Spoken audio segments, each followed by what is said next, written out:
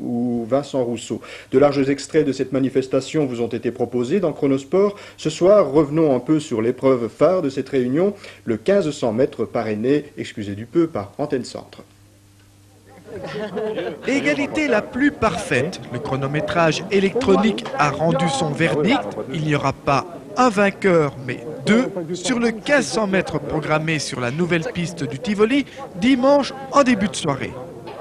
Ce Grand Prix Antenne Centre était un peu la tête d'affiche de cette réunion inaugurale, puisque face à face se retrouvaient nos deux meilleurs spécialistes du demi-fond national, le régional Rudy Wallem et son coéquipier de club, le Montois Vincent Rousseau. Tous deux voulaient réaliser une performance chronométrique intéressante, mais le lièvre, engagé pour la circonstance, n'a pas tout à fait répondu à l'attente. Notre lièvre, on ne va pas le critiquer parce qu'il est déjà venu de très loin pour nous tirer, de tourner, c'est Christian Wérion.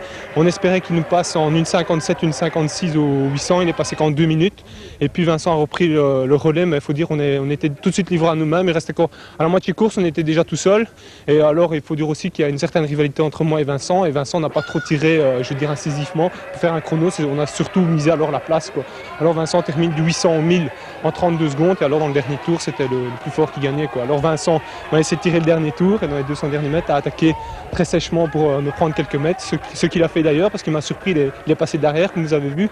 Et dans les 100 derniers mètres, mon orgueil quand même devant mon public, parce que je suis quand même ouvert de cœur aussi, et j'ai repris, et on est arrivés tous les deux en même temps. C'est justement moi qui ai peut-être un petit peu trop cru que j'avais course gagnée. J'étais surpris de voir Rudy presque me passer sur la ligne. Je croyais même que j'étais battu.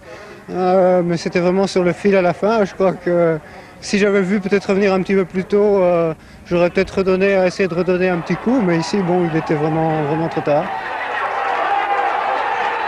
Le temps des vainqueurs sera finalement de 3 minutes 45 secondes 82 centièmes, ce qui est tout de même la 3e ou 4e performance belge de la saison sur cette distance. Les deux sociétaires du Mois ne comptent d'ailleurs pas en rester là. Ils espèrent bien remettre d'ici peu une nouvelle tentative sur la piste de la Clos. C'est pas parce qu'on a raté aujourd'hui une tentative qu'on ne peut pas encore persévérer. Je crois que Vincent et moi, nous allons encore continuer même à nous entraîner ici, puisque maintenant, nous avons l'accord de M. Marchetti pour pouvoir nous entraîner ici de M. Prignon. Et j'espère que dans l'avenir, un vendredi ou quoi que ce soit, à la place de faire un bon test à l'entraînement, parce que je vous l'ai dit, on fait des tests à l'entraînement qui sont plus rapides que 30-45 aujourd'hui, on peut refléter une compétition de même niveau. Prochain rendez-vous pour Rudy et Vincent ce mercredi à Tessenderlo. Ils retrouveront les meilleurs Belges sur 5000 mètres, une distance peut-être plus en rapport avec leur préparation actuelle. Bon, on s'est entraîné très dur ici les 15 jours ici qui viennent. Bon, on a fait de la résistance tous les 2 jours sur la piste. Bon, on s'est fait très mal en entraînement.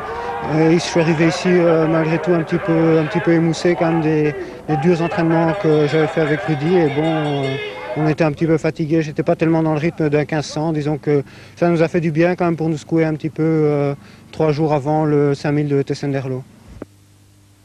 Voilà, fin de course pour notre édition du jour. Je vous retrouve samedi pour un nouveau tour de...